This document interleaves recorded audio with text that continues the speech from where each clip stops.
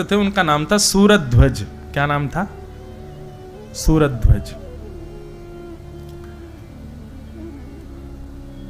शंडीला एक जगह है, वहां के वे निवासी थे। वृंदावन के श्री मदन मोहन लाल जी के परम उपासक थे सूरध्वज जी। तो सूरध्वज जी एक बार मन में विचार कर रहे थे, बोले कि क्या करें, ठाकुर जी की बड़ी याद आ रही है, लेकिन काम बहुत है, अभी मैं जा नहीं पाऊंगा। बहुत ध्यान से सुनिएगा। तो सूरध्वज जी ने क्या किया, देखा कि गन्ने की खेती हो रही है और गन्ना अब कट करके रस का गुड़ बनाया जा रहा है। उत्तर प्रदेश में, मध्य प्रदेश के भी कई क्षेत्रों में गन्ने का गुड़ बहुत बढ़िया बनता है। तो बड़ा ताजा ताजा गुड़ बन रहा था सब जगह।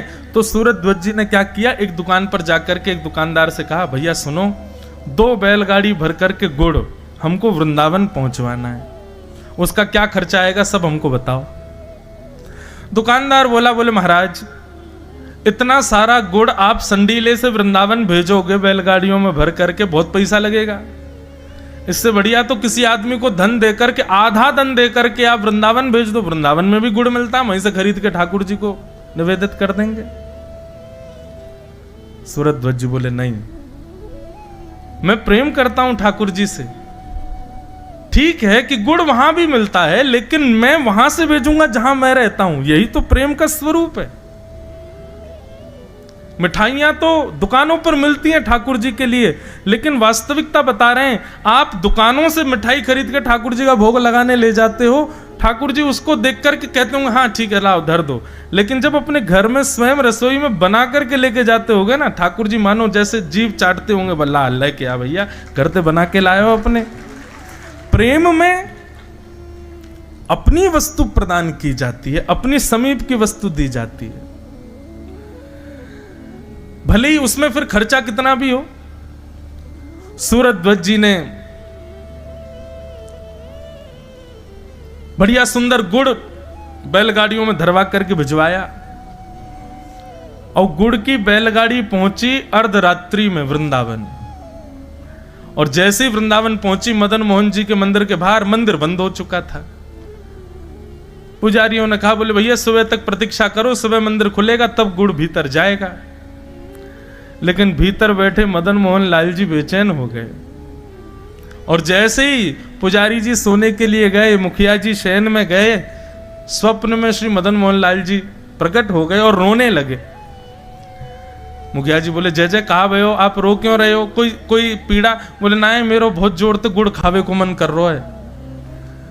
बोले जय जय, अभी संडीले से गुड़ आए हैं आपके लिए, लेकिन सुबह तक ने प्रतीक्षा कर लो, अब तो रात्रि शयन को समय है गयो है, सुबह 4 बजे आपकी मंगला होगी, मंगला के बाद मैं पहले गुड़ को ही भोग लगाऊंगा, गुड़ की कोई बढ़िया सामग्री बना के आपको पवाऊंगा।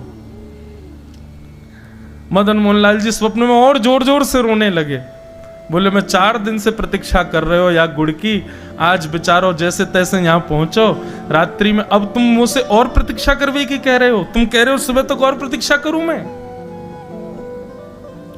अगर तुम मेरे सच्चे प्रेमी हो तो अभी आओ, मंदिर खोलो, गुड़ भीतर लाके खीर बनाओ गुड़ की, मुझको अभी पवा। इसको कहते हैं रास, ये रस नहीं है। अपने भक्त की प्रेम स्थिति को ठाकुर जी स्वीकार करने के लिए लालायित हों, उसको रास कहते हैं।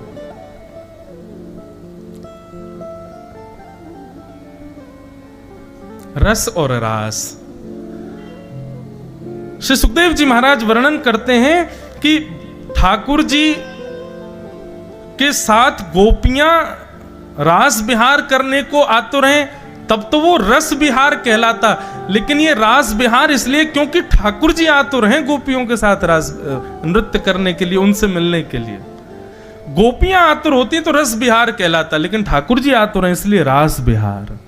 रस और रास में ये अंतर है। बंधुओं, पहले मैं कुछ बातें क्लियर कर दूं, ये गोपियां साधारण नहीं है, श्रुति रूपा स्मृति रूपा वेद जन्या गोपियां हैं। ये कोई सामान्य स्त्रियां नहीं है, ये ठाकुर जी की प्रतीक्षा वर्षों से कर रही हैं, युगों से कर रही हैं। ये त्रेता युग के दंडकारण्य वन के संत हैं जो अपनी तपस्या के प्रभाव से ब्रज की गोपी बन करके आए हैं। इनको आप सामान्य स्त्री मत समझिएगा। रास लीला को कहीं भी कामजन्य लीला मत समझिएगा, बहुत बड़ा अपराध लगेगा नहीं तो। और ये अपराध प्रकट ना हो उसके लिए बहुत ध्यान पूर्वक और निष्काम भाव से इस संपूर्ण व्यवस्था को सुनिएगा। ठाकुर जी के साथ रास विहार करने वाली जितनी भी गोपियां हैं, उन गोपियों की आयु 6 वर्ष से लेकर के 120 वर्ष तक है। मतलब ठाकुर जी के रास विहार में 6 वर्ष की भी गोपी है और बिना दांत वाली अम्मा भी गोपी है। और ठाकुर जी जितने प्रेम से 6 वर्ष की गोपी के संग नृत्य कर रहे हैं, उतने ही प्रेम से एक बूढ़ी माता जी के साथ भी नृत्य कर रहे हैं। सब गोपियां प्रेम आतुर हुई हैं। तो ये सामान्य नहीं है। भगवान ने गोपियों का जब चीरहरण किया था, तब चीरहरण के समय पर ठाकुर जी ने गोपियों को आश्वासन दिया था कि शरद पूर्णिमा की रात्रि पर हम आपके साथ विहार करेंगे। आज शरद पूर्णिमा की रात्रि हुई, सब गोपियां अपने अपने कार्यों में रत हैं, अपने अपने कार्यों में व्यस्त हैं। तभी शरद पूर्णिमा के चंद्रमा का उदय होने लगा। सायंकाल का समय, ज्यों-ज्यों चंद्र उग रहे हैं, त्यों-त्यों गोपियों का हृदय मचल रहा है कि आज शरद पूर्णिमा है, आज के दिन का ही न्योता दिया है श्री कृष्ण ने मिलने के लिए। सब गोपियां अपने अपने घरों में बैठी हैं। तभी शरद पूर्णिमा का चंद्रमा उदित हुआ। ठाकुर जी वन में गए और कदम्ब वृक्ष के नीचे बैठ करके जैसे ही अपनी वंशी को अपने अधरों पर रख करके प्राण पिरोए, बाजने लगी वंशी वृंदावन में। और वंशी का नाद जैसे ही ब्रज की गोपियों के कर्ण रंध्र में पड़ा, दौड़ने लगी, भागने लगी गोपियां श्री कृष्ण से मिलने के लिए। बंधुओं, वंशी तो सबको सुनाई दे रही है, लेकिन उस वंशी में आमंत्रण केवल उनको सुनाई दे रहा है जो कृष्ण प्रेम में उन्मुक्त है। कथा हजारों लोग सुन रहे हैं, लेकिन परिवर्तित जीवन 1 या 2 लोगों का ही हो पाता है। ज्यादा से ज्यादा 10 लोगों का हो जाएगा। इससे ज्यादा लोग परिवर्तित नहीं होते कथा से। सुनने के लिए आएंगे हजारों लोग, लेकिन जिनका जीवन बिल्कुल परिवर्तित हो जाए, ऐसे बहुत कम लोग ही होंगे। उनके लिए यही विचार करो कि ये गोपी ही थे जिनको कथा रूपी वेणु का नाद श्रवण हो रहा था, सुनाई दे रहा था। कृष्ण प्रेम में उन्मुक्त जितनी गोपियां थीं, उनको वो स्वर नहीं लग रहा था, उनको ठाकुर जी का आमंत्रण लग रहा था। दौड़ने लगी तुरंत मिलने के लिए। ऐसा नहीं कि गोपियां व्यवस्थाएं करके दौड़ी हैं, जैसी व्यवस्था अवस्था में थी वैसे ही गई हैं कृष्ण के पास। अच्छा, एक बात बंधुओं पुष्ट करूं, ये आजकल ये पुष्ट करनी पड़ती है, कलयुग चल रहा है ना, 2 मिनट में संशय करते हैं लोग। तो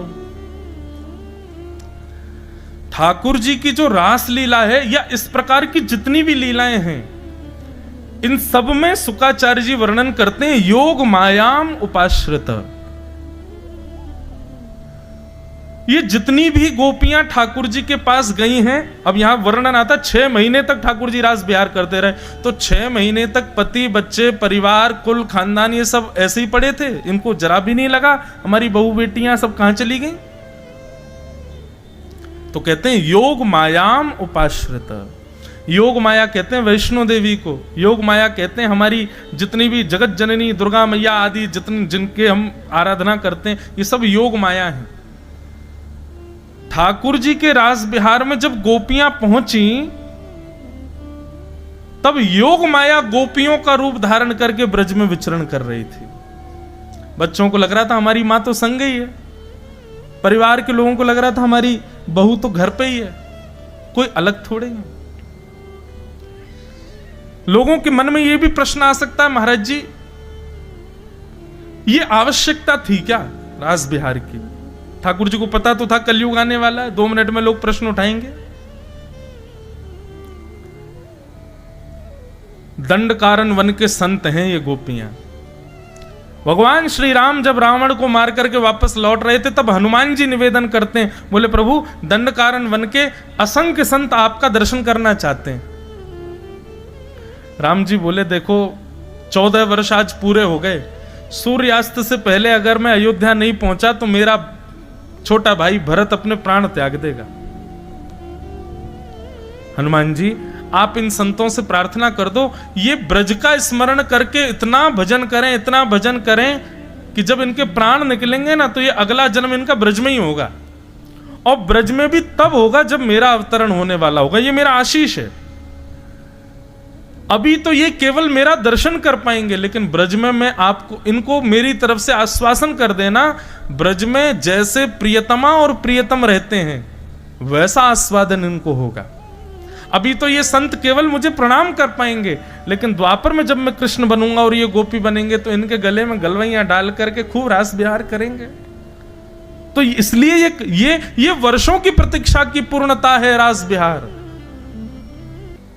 सब दौड़ने लगे। कोई गोपी स्नान कर रही थी, स्नान करने के बाद वस्त्र धारण कर रही थी, तभी वेणु की ध्वनि सुनाई दी तो वस्त्र भी ढंग से पहन नहीं पाई, अस्त व्यस्त वस्त्र में दौड़ी है। कोई गोपी अपने केश काट रही थी, आधे केश की तो बेणी गूंथ ली थी, आधे केश बचे थे। जैसे ही गूंथने लगी तुरंत वेणु का नाद सुनाई दिया तो आधे केश की चोटी बनी है, आधे खुले, दौड़ी कृष्ण से मिलने के लिए। अंज लोचने, कोई अपने आंख में काजल लगा रही है, एक आंख में काजल लगाए दूसरी में लगाना चाहती है, लेकिन तभी वेणु की ध्वनि सुनाई दी, तुरंत दौड़ी कृष्ण से मिलने के लिए, एक ही आंख में काजल लगा है। कोई गोपी अपना श्रृंगार कर रही थी, तभी वेणु की ध्वनि सुनाई दी तो आंखों वाली वस्तु होठों में लगा ली, होठों वाली आंखों में लगा ली, दौड़ी कृष्ण से मिलने के लिए। कहने का अभिप्राय क्या है? ये गोपियां इस बात को जानती हैं कि श्रृंगार प्रधान नहीं है कृष्ण की प्राप्ति में। ये गोपियां इस बात को जानती हैं कि कृष्ण कभी रूप नहीं देखते कि हम दिख कैसे रही हैं, हमारी अवस्था कैसी है, हमारा स्वरूप कैसा है। ये तो संसार के लोगों की इच्छाएं हैं, ठाकुर जी की ऐसी इच्छा नहीं है। वे तो केवल हृदय देखते हैं, वे तो केवल आपका गुण स्वभाव देखते हैं, आपका श्रृंगार नहीं देखते। क्योंकि ये गोपियां जानती हैं कि श्रृंगार देखते तो पूतना बहुत सुंदर बन के आई थी, उस पर सब मोहित हो गए थे, लेकिन कृष्ण ने तो देखा भी नहीं उसको। तो कोई भी गोपी इतना भी विचार नहीं कर रही कि मैं व्यवस्था तो कर लूं, जैसी है वैसी जा रही है।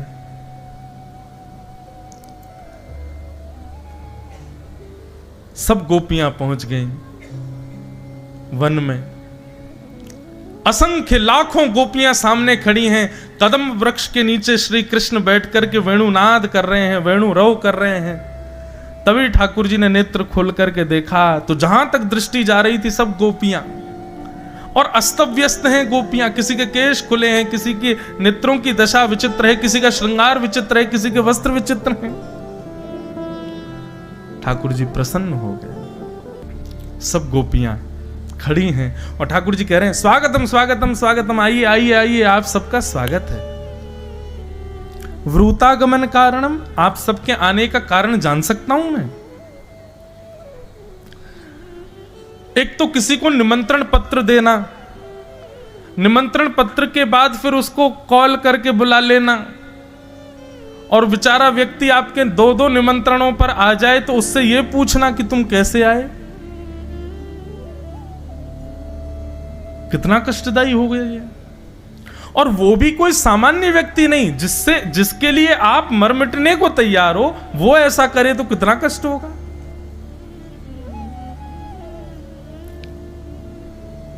वो तो बढ़िया हुआ कि ये गोपियां आजकल की नहीं थी, नहीं ठाकुर जी को बता देती। फिर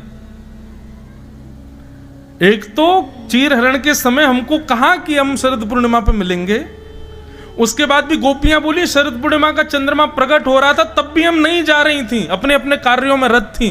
फिर वंशी बजाई, वेणु बजा करके हमारे कान में आकर के स्वर घोल करके कह रहे हैं कि जल्दी आओ, मैं तुम्हारी प्रतीक्षा कर रहा हूं। और जब हम सब काम छोड़ के चली आ रही हैं, यहां आकर के खड़ी हो गई, लोक लाज छोड़ के आ गई, पति परिवार छोड़ के आ गई, अपने बच्चों को छोड़ के आ गई, ये भी विचार नहीं कर रही हैं कि लौट के जाएंगी तो क्या होगा हाल।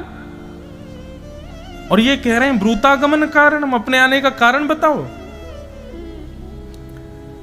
ठाकुर जी बोले ब्रूतागमन कारण, आने का कारण बताओ। गोपियां अपने पैर के अंगूठे से जमीन कुरेद रही हैं क्रोध में भर करके, और ठाकुर जी यहां पर पतिव्रता नारी के लक्षण बता रहे हैं। 10 श्लोकों में ठाकुर जी ने यह बताया पतिव्रता नारी किसको कहते हैं। बोले राम राम राम राम, कितना बड़ा अपराध किया तुमने, अपने पतियों को छोड़ आई हो, अपने बच्चों को छोड़ आई। अरे तुम में से कितनियों के तो नाती नाती भी हो गए हैं, और तुम उस अवस्था में सबको छोड़ के यहां अर्धरात्रि में चली आई हो, कितना बड़ा पाप किया तुम लोगों ने। गोपियां खड़े खड़े सुन रही हैं, कुछ नहीं कह रहे हैं। गोपियां कह रही हैं बोलते जाओ आप। ठाकुर जी कहते हैं, बोले पतिव्रता नारी का धर्म पता है आपको। गोपियां बोली आप ही बताओ। बोले एक पतिव्रता नारी थी, उसका पति अग्निहोत्र करता था। पति के अग्निहोत्र के बाद पति थकान के कारण सो गया, पत्नी पंखा जल रही थी, और उसी समय उनका छोटा सा बालक अग्निकुंड की ओर जा रहा था। अब पत्नी की गोद में पति सो रहा था सर रख करके। पत्नी ने सोचा उठ करके बचाने जाऊंगी तो पति की नींद खुलेगी, मेरा पातिव्रत धर्म टूटेगा, लेकिन बालक को नहीं बचाऊंगी तो वो तो अग्नि में गिर जाएगा।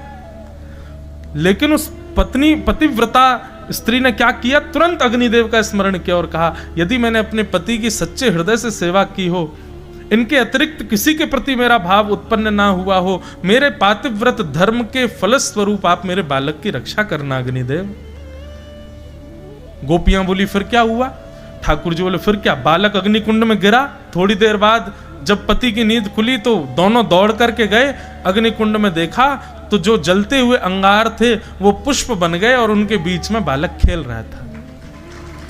ये पतिव्रता नारी का धर्म है। ठाकुर जी कह रहे हैं पतिव्रता नारी के धर्म है, और तुम सब अपने पतियों को छोड़ के यहां चली आई हो। ठाकुर जी लोभ दे रहे हैं गोपियों को, मानो कि ये पाप समझ करके वापस तो भी चली जाएंगे, लेकिन गोपियां नहीं गई। पतिव्रता नारी के खूब धर्म समझाए ठाकुर जी ने। जब ठाकुर जी बोलते बोलते थक गए, तब गोपियां बोली हो गया आपका, अब हम बोलें कुछ। भगवान बोले हाँ बोलो। तब गोपियां कहती हैं नाथ आप हमें व्यभिचारिणी मत समझिए कि हम अपने पति का बच्चों का त्याग करके आई हैं तो शायद हम व्यभिचारिणी हो, हमारे मन में कोई दूषित भाव हो, आप ऐसा मत समझिए भगवान। हमारा प्रेम है आपसे, और वो प्रेम कैसा है कि आप हमको कभी मत मिलो, हमको कभी मत दिखो, हमसे कभी मिलने मत आओ, हमारे सामने कभी मत आओ, पर हम आपकी हैं, आप हमारे हैं, ये विश्वास सदैव हमारे चित्त में प्रकट रखो। ऐसा प्रेम है हमारा। आप यदि हमें त्याग देंगे, चले जाएंगे, जीवन भर लौट करके नहीं आएंगे, हम तब भी आपसे प्रेम करेंगे। हमारा प्रेम आपको कभी परेशान नहीं करेगा भगवान। आप हमको व्यभिचारिणी मत समझो। नाथ आप कहते हैं कि हम वापस चली जाएं, ठीक है चली जाएंगी हम, लेकिन हमारी एक वस्तु आपके पास है, वो हमको वापस कर दो। ठाकुर जी बोले मेरे पास क्या है आपका। बोले हमारा मन आपके पास है। चित्तम सुखेन भवता पहितम गृहेषु, हमारा चित्त आपके पास है, हमारा मन आपके पास है। नेत्र बंद करती हैं, चलती हैं, फिरती हैं, कुछ भी करती हैं, 24 घंटे आपका चिंतन रहता है मन में, 24 घंटे आपका चिंतन चला रहता है भगवान, क्योंकि चित्त आपके पास है। वो चित्त हमको वापस कर दीजिए। आपकी स्मृति आएगी नहीं तो हम घर के कार्य कर पाएंगे, अपने पति की सेवा कर पाएंगे, बच्चों का पालन कर पाएंगे। प्रभु अब दो ही उपाय हैं आपके पास, या तो हमको स्वीकार करो या फिर हमारा चित्त हमको वापस कर दो। जब गोपियों ने ये बात कही कि हमारा चित्त आपके पास है, आहा, ठाकुर जी प्रसन्न हो गए। बोले यही इसी वस्तु का ही उपभोगी हूं मैं, मुझे और कुछ नहीं चाहिए, बस चित्त चाहिए आपका। आपका प्रेम चाहिए, आपका भाव चाहिए, और उसके अतिरिक्त आप जो कुछ भी देते हैं उसकी आवश्यकता मुझे नहीं है। और जब गोपियों ने इस बात को प्रमाणित कर दिया कि हमने अपना चित्त आपको दिया है, ठाकुर जी बोले अब मैं आपको स्वीकार करूंगा। एक कथा यहां पर गोपियों ने भी पतिव्रता नारी की सुनाई। क्या कथा? गोपियां बोली ठाकुर जी आपने पतिव्रता नारी की एक कथा सुनाई, हम भी एक कथा सुनाए। भगवान बोले सुनाओ। बोले एक पतिव्रता नारी थी, उसके पति के ब्याह के बाद कहीं विदेश में नौकरी लगी, वो विदेश चला गया। पत्नी बोली तुम्हारे बिना मैं कैसे रहूं, तो पत्नी को अपने जैसी एक आकृति, एक मूर्ति देके चला गया। बोले जब तक मैं ना आऊं इस मूर्ति को ही मेरा रूप मानो और इसी के साथ रहो। 5 वर्ष बाद, 5 वर्ष तक वो कन्या उस मूर्ति को ही पति मान के रहती है। 5 वर्ष बाद जब असली पति द्वार पर आया, गेट खटखटाने लगा, ठाकुर जी बताओ अब उसको क्या करना चाहिए? वो मूर्ति वाले पति के पास बैठी है, उसका त्याग कर दे, द्वार खोले, या फिर असली पति जो द्वार पर खड़ा उसको खड़ा रहने दे, 5 वर्षों से जो पति साथ है उसी के साथ रहे? क्या करना चाहिए बताओ? ठाकुर जी बोले भाई जब असली पति द्वार पर खड़ा है तो तुरंत उठ करके जाना चाहिए, द्वार खोलना चाहिए, मूर्ति वाले पति का त्याग करना चाहिए। गोपियां बोली आपके उत्तर में ही हमारे संशय है, संशय की निवृत्ति है। नाथ आप वो पति हैं जो सदा से हमारे हैं, लेकिन कुछ दिनों के लिए संसार के निर्माण में इतने व्यस्त थे कि हमें मूर्ति वाले पति दे दिए। अब उनके साथ हम रह रही हैं, सब क्रिया कर रही हैं, लेकिन जब आज कृपा करके आप प्रत्यक्ष हमें दिख गए हो, मिल गए हो, हमारे सामने आ गए हो, हमारी भक्ति की कृपा से, हमारी साधना के बल पर आप जब हमें पुनर्प्राप्त हो गए हो, तो हम क्यों उसके साथ रहें? हम तो आपके संग रहेंगे, आप ही सर्वस्व। क्यों? क्योंकि आपके मिलन के बाद वो पति नहीं है, वह भी एक पत्नी है और उसके पति भी आप हो, आप जगतपति हो।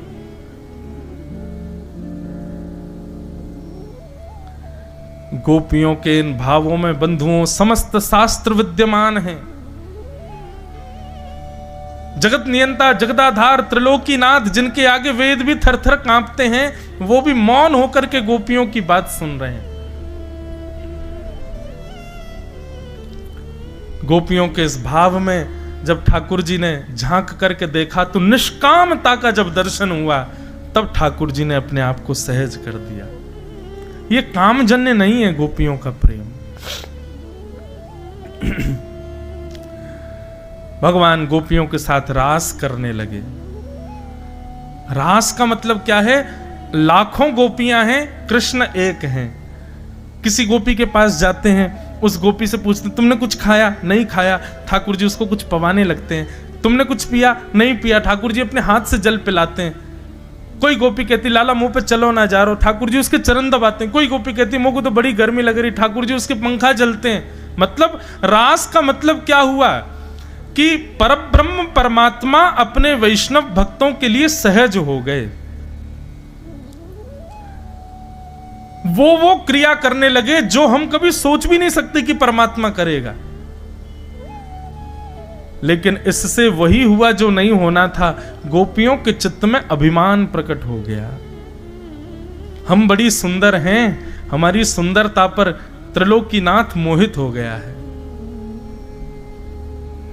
ये प्रसंग जब बंधुओं कथा में आता है ना, तब मेरे को एक बात की संतुष्टि होती है। शायद इसीलिए हमारे सेवा के ठाकुर जी कभी बोलते नहीं, हमारी सेवा के ठाकुर जी चलते नहीं, हमारी सेवा के ठाकुर जी लीलाएं करते हैं लेकिन छुप छुप के करते हैं।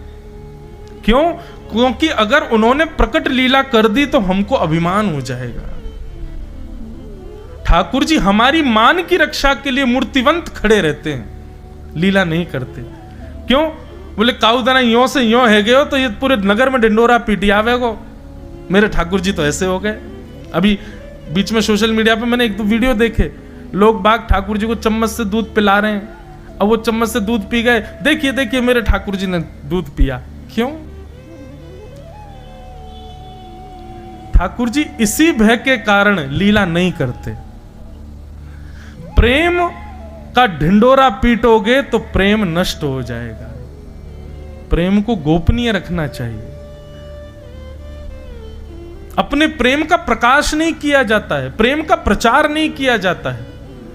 हम व्यास मंच से कई बात आप सबके हृदय में विश्वास प्रकट हो इसलिए अपने ठाकुर जी की कई लीलाएं सुना देते हैं, लेकिन फिर हमको भोगना पड़ता है 3, 4, 6 महीने तक, फिर लाल जी कोई लीला अनुभव नहीं होती। फिर प्रेम का प्रकाश करने से प्रेम घटता है, इसलिए प्रेम को जितना हो सके छुपाओ, गोपनीय रखो, उसका प्रकाश मत करो। अपने लाल जी से नित्य प्रार्थना किया करो, मुझे नहीं होगा अभिमान, मैं किसी को नहीं बताऊंगा, कहीं डंडोरा नहीं पीटूंगा, आप कुछ करो तो। नित्य प्रार्थना करो, 6-7 महीने तक पीछे पड़े रहो, तब कोई लीला तो ठाकुर जी करेंगे। लेकिन फिर विश्वास हमको आप वचन देना कि अभिमान नहीं करो, उसका प्रकाश मत कर देना कहीं भी, उसको गोपनीय रखना अपने पास।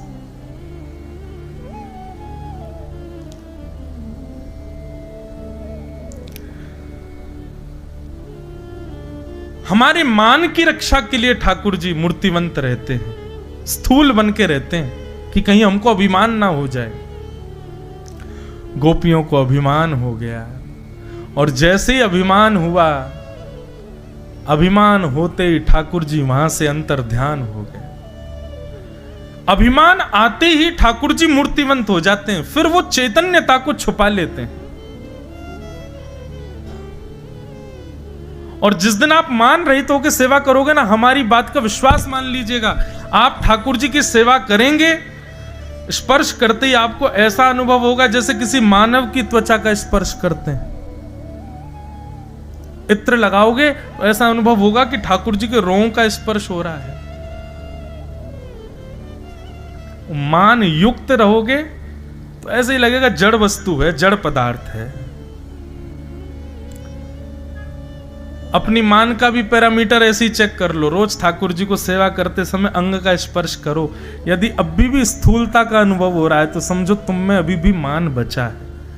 और जिस दिन वो स्पर्श में चैतन्य भाव लगने लगे, ऐसा लगेगा अरे नहीं नहीं, ये तो ठाकुर जी को गुदगुदो पेट है, ये तो ठाकुर जी के गदमदरा से हाथ हैं, ये तो ठाकुर जी को पांव है, अरे देखो उठ गो, समझना अब मान रहित हो गए। उसके बाद 11 वर्ष बाद आ जाए ठाकुर जी। भगवान ने देवकी मैया वसुदेव जी को मुक्त किया। उग्रसेन, नाना उग्रसेन को मथुरा का राजा बनाया, कंस के पिताजी को राजा बनाया। भगवान कभी राजा नहीं बने, ना मथुरा के ना द्वारिका के। राजा हमेशा उग्रसेन ही थे, ठाकुर जी राज पदवी पर नहीं बैठे। उग्रसेन को राजा बनाया। ब्रजवासियों से भगवान ने कह दिया अब आप लोग जाओ, मैं जल्दी आऊंगा। ब्रजवासी पीछे देखते देखते चले गए। ठाकुर जी नेत्र बंद करके बस अपने आप को रोकते रहे। भगवान ने तुरंत निर्णय लिया अब हम अध्ययन करने के लिए सांदीपनि गुरुकुल जाएंगे। अवंतिका, उज्जैन ठाकुर जी पढ़ने के लिए आए और सांदीपनि उपाध्याय के यहां रहकर के भगवान ने अध्ययन किया। और वहीं ठाकुर जी को एक सखा मिले जिनका नाम था सुदामा, जिनकी कथा कल आएगी। भगवान लौट करके आए, ठाकुर जी का मुंडन हुआ, चोटी रखी भगवान ने, और अब ठाकुर जी राजकुमार हो गए। राजाधिराज मथुराधिपति वसुदेव नंदन देवकी नंदन श्री कृष्णचंद्र जी महाराज, ये भगवान का नाम हो गया।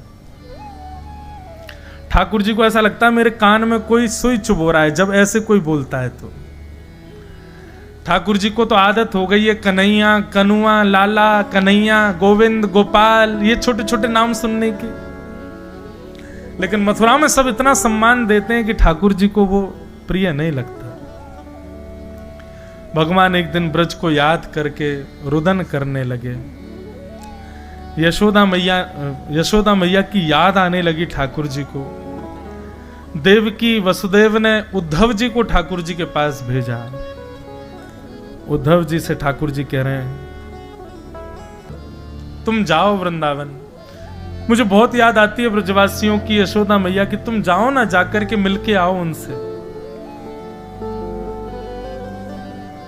बहुत सुंदर संवाद है उद्धव गोपी संवाद। बंधुओं एक बात कहें, भगवान के 2 सखा हैं, एक अर्जुन और दूसरे उद्धव। लेकिन यदि आप हमसे पूछो कि ठाकुर जी को प्रिय ज्यादा कौन है, उद्धव ज्यादा प्रिय है। और अंतर क्या है दोनों में पता है? अर्जुन को ज्ञान दिया श्री कृष्ण ने और उद्धव को ज्ञान दिया हमारी लाडली जी ने, हमारी किशोरी जी ने। इसलिए उद्धव ज्यादा प्रिय है, क्योंकि उद्धव के ज्ञान में प्रेम का संपुट है। अर्जुन के ज्ञान में ज्ञान है कोरा, लेकिन उद्धव के ज्ञान में प्रेम का संपुट है। अब यह बात कहां समझनी है कि ज्ञानी होना ठाकुर जी को प्रिय लगता है कि आप ज्ञानी हो जाओ, आपको ज्ञान होना चाहिए, पर ज्ञान